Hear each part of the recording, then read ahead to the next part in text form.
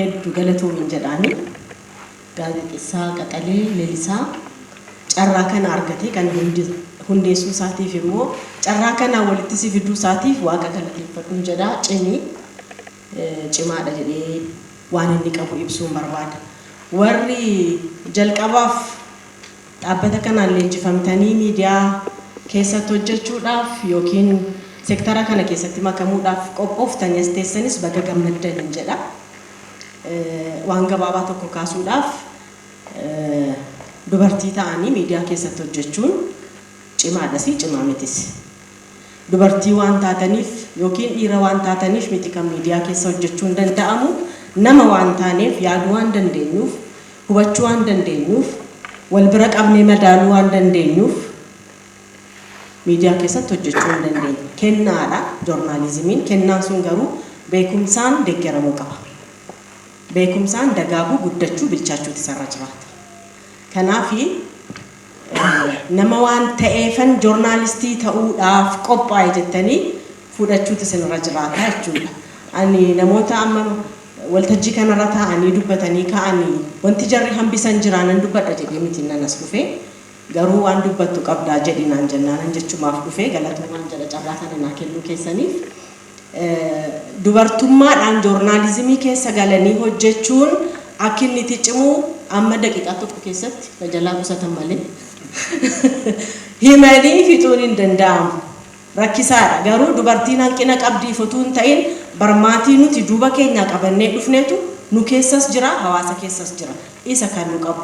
Garuu futtaafannee hiikkannee keessaa baanee adda duree ta'uu hin dandeenya. Hin danda'amu. Wanti hin danda'amne hin jiru. Yeroo isaa hordofnee deemuun nurra jira. Teknooloojiidhaan bilchina qabaachuun nurra jiraata. Dubbisuu qabna, dhaggeeffachuu qabna, waa ilaaluu qabna. Wanti sinirka jiru kun cimaadha.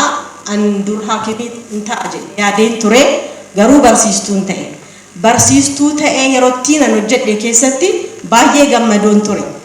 Eda haakimii ta'uudhaaf yaaduun kan koo sirrii miti jedhee yaadeen ture. Booddee waamichi jireenyaa gaafa joornaalizimiitti na waamtu akka tasaa yeroon itti seenu barsiistuu baayoloojii fi keemistirii ta'een gaazexeessituu ta'e. Hin danda'ama isiniin jechuudha. Dhimmi kun keessa keessan jiraannaan of dhaggeeffachuutu gaariidha. Of dhaggeeffattanii nan qabamuu qabu. Isa qabdan sana barumsaan dagaagsuu guddisuutu isinirra jiraata. Dhaabbanni reediyoo fi televezyiinii Itoophiyaa yeroo bara 1957 hojii jalqabu dubartoonni aadde Eleenii fi Taabotoo jedhaman gaazexeessitoota turan. Dubartiin Gannat jedhaman afaan Amaaraa fi afaan Faranjiitiin qophii ijoollee qopheessaa turan. Haaraa miti dubartii ta'anii miidiyaa keessatti hojjechuun. Garuu filannoo sirbaa, qophii ijoollee, qophii dubartootaa yookiin immoo raawwachiistuu qofaaf filatamuun hin gahaa jettanii ka'uutu sirra jiraata. Wantoota ciccimoo investigeeshinii oduu biyya alaa hiiktanii akka jirutti jechuudha.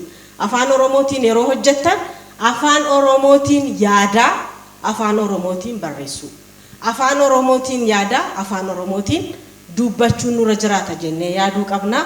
Dr. Gammachuu Magarsaanis nan kaasa akka fakkeenyaatti waan afaan Amaaraa beeknuuf isin dhaggeeffanna malee koo wanti isin jettan namaan galuu jedhanii turan yeroo tokko. Maal jechuun barbaade afaan Oromootti gaafa himnu kontekstii afaan Oromootiin itti himuun nurra jiraata.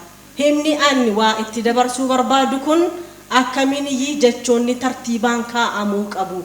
Isa jedhus of keessatti qabachuun nurra jiraata. Waan baay'ee haasa'uun hin danda'ama garuu warri dubartoota hundumaa hin dandeessu. An dhiiran gahuu, an dubartiidha jettanii yaadina. Wanti fedhe yoo isin bira jiraata mo'attanii ogummaa keessaniif of kennuutu isinirra jiraata. Galatoomaa.